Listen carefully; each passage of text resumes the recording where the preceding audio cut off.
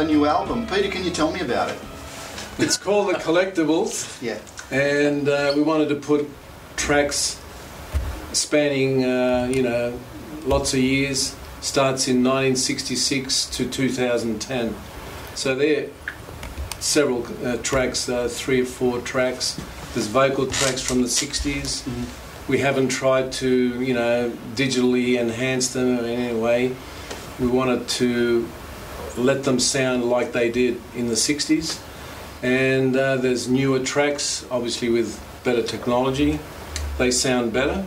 And the recent ones sound even better still. And yeah. And when we were talking before, you know that you are known as an instrumental band, but you said you always did have singers. You always did have a vocalist. Over to you. Yeah, Jim.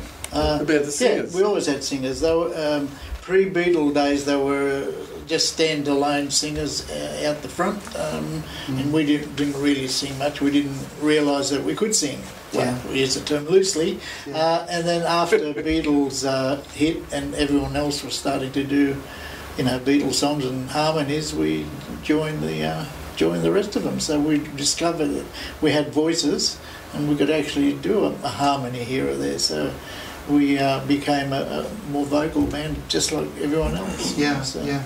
Now, it wouldn't be an Atlantic's interview without asking about Bombora, your hit. Yeah. Can you tell us how it came about? Here's a good one to tell you. The famous story, and I'll cut it as short as possible. We were going out one day, I think it was a Saturday. Anyway, it started pouring cats and dogs and lightning and thunder, and as we hit the front gate we thought, oh no, we're not going out, so we better go in. So we went in. What do? Oh, we'll write a song. And consequently Bombora was created in the next 15-20 minutes. I had 2 parts that I just couldn't do anything with for 18 months. We joined them all together and voila. And then it spent 6 months experimenting with drums, guitars and bass sounds to try and duplicate the sound of the massive surf that Bombora implies and the thunder and lightning that kind of inspired it all.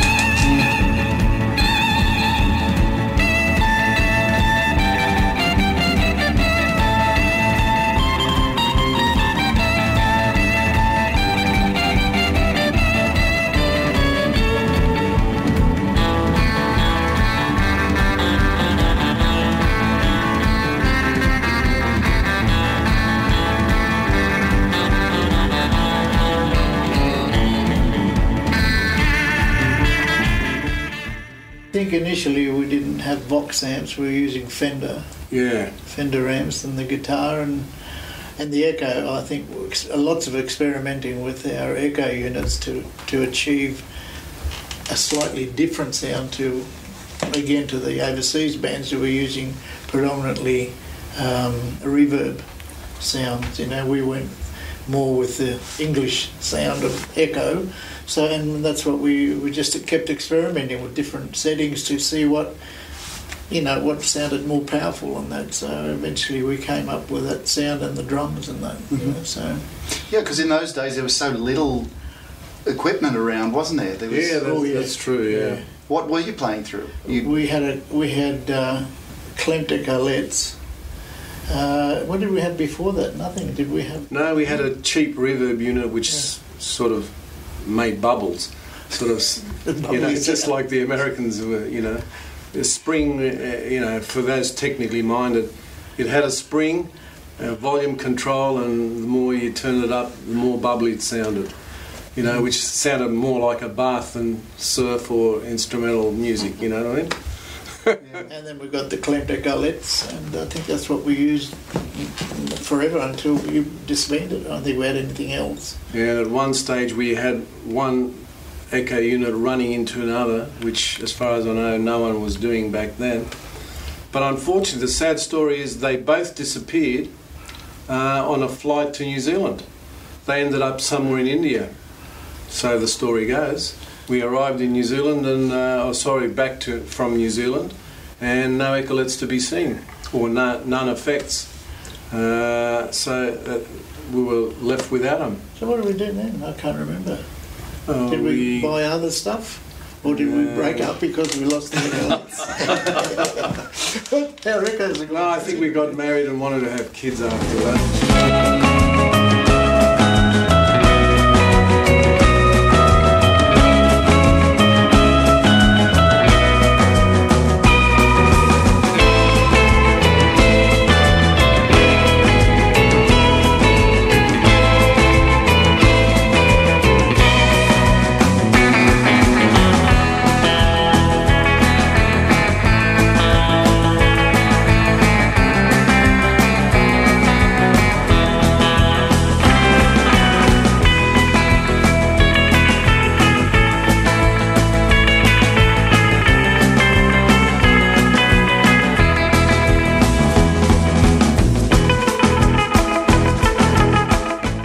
Came along in 1999 and he said, I like your instrumental music, here's some songs I've written. We had to listen to the songs and he was too much of a genius to pass up, so we thought, yeah, we'll do it one more time. He can cart the wheelchairs around for us. Walking frames. Walking frames. So that's how it happened. Yeah. So in 99, I keep wanting to say 69, 79, 89. 1999 we did, and by 2000 we were launched. Yeah. And Michael came along also. Michael came along 5, 6, 7 years ago, isn't Not it? that long. No, 2003? 26. Oh, 26. That was the thing. Oh, but we met you earlier. Yeah, that's right. Yeah. I did it for one show. Yeah, Bosco, our bass player, we parted ways and Because he wanted to do a different career. Johnny Cash has got to find Johnny Cash. And so Michael got into the picture. Yeah, and then youthful Jeff. Yeah. As I said, think of me as the yellow wiggle with a minor problem. And Jeff is doing a lot of the hard work now. Yeah. Who was also a sound engineer. And he was all the sound engineer. Sharp Studios. Yeah. It's good because I saw all as the drum tracks are being recorded. I was there recording the drum tracks, so that was Peter there. So it was great. So when Peter fell a bit ill, the bloke who recorded the drums was next in line. And he even toured with us with a broken leg with the Beach Boys. That's right. That's right. When was that? In 2003. That's right. You had a broken It was leg. very handy. There you go. Yeah. And then he came to Europe. We all got a little bit of a headache from the cheap, stuff there. You can get Johnny Walker for €5 or whatever. And we were testing all the Baileys versions. There was Baileys, there was imitation Baileys, there was Bill Baileys. Bill Baileys. there was at least a dozen, all €4, €5, which is cheap. And so we'd sit there, bottles of the stuff, gallons, testing it to see which was better and whether we could tell the difference between Baileys. Yeah. Useful tips for touring guitarists. We're not, and yes, not you do get what you pay for. Yeah, you do get paid. Jim, I was going to ask you about your guitar. I'd like to have you show it to us, and if you can. This whole thing. Yes. It's a national living treasure. National treasure. I don't know where all these bangs and things came from. I don't remember damaging it. What year is it? It's a 1961 pre-L. We bought it from Joe Stanley Johnson's. In 1961 or in 62, I think. Oh, I can't remember. 62. They were so happy to sell us the guitar that they tossed in a free drum kit, which was a Gresh drum kit, which I've still got to this day. The Gresh kits were new into Australia, and they wanted to promote it, so they figured what better way to promote it than a young band. Yeah, and in those days you would have been on TV and whatnot all the time, huh? Oddly enough, yeah. I was going to say, oddly enough, No. we hadn't quite hit the but we'd been on the Johnny O'Keefe show as New Faces, Right. and I think on some other show, and Jay Stanley Johnsons were pretty switched on, and they were in constant competition with another company not far from them, and they always wanted to one up, on them. So they thought that That was Harry Landis. Harry Landis, I couldn't think of his name. But so the drum kit, it was pre-Bombora days, but already after we'd been on TV. So they figured, we were on the way up, Yeah. I wonder what it was like having a #1 worldwide hit. Oh, it was fabulous, It was, a dream come true. Yeah, at a young age, Yeah. it was sort of unbelievable, It was really good. Did it change your lives dramatically? Yeah, well, we didn't save much of it. The money Jim part used of to it. hobnob around in taxis no matter what the distance, Oh yeah, going on a date. Oh yeah, I'll catch a thing I didn't drive 50 miles away, come back into town, go to the restaurant, go to the movies in a cab, go from the movies to somewhere else in a cab, and then take the girl home in a cab, come home in a cab. Well, what are you going to do with it? You can't take it with you. You can't take it with you. Who knows? So, you could have been it was killed in good. an air crash. It was great, But And as we were talking earlier, I didn't realise you were Australian. yeah. That was a big issue. Yeah, everyone, including well-known DJs of the time. Should I name them? Yeah, go. Yeah, John Laws, Bob Rogers. They all assumed we were Americans from the name Atlantics, I guess. So if it wasn't for that fact, I don't think we would have got the record played. So we were lucky.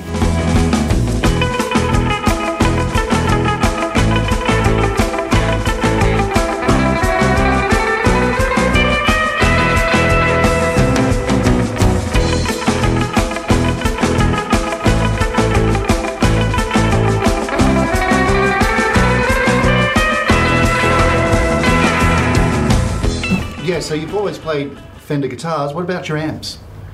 Yes, initially Fender Bandmaster amp, and then we switched to Vox some years later. Probably not that much. 63, I think, probably.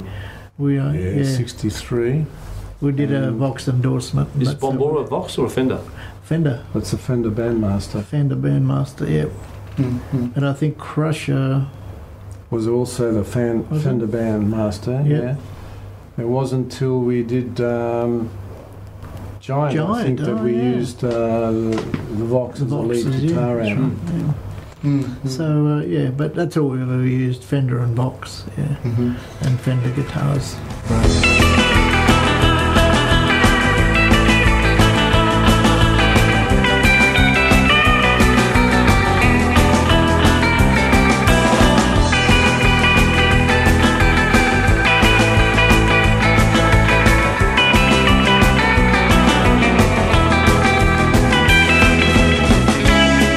People these days use the word surf music to generalise even the Shadows, bands like the Shadows, which are not a surf band. Yeah, not too much surf in England, is there? No, not around London anyway. I don't think there's any there is surfers from the Thames. in England, but not in London yet. But so people are calling that sort of music just surf music now. It's just a label.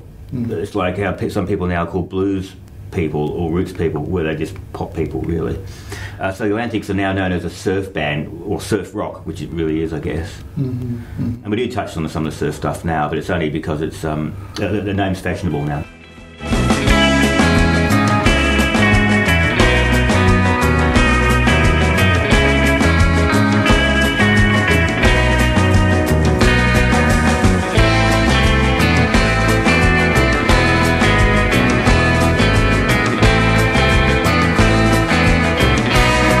What guitar players do you like to listen to yourself?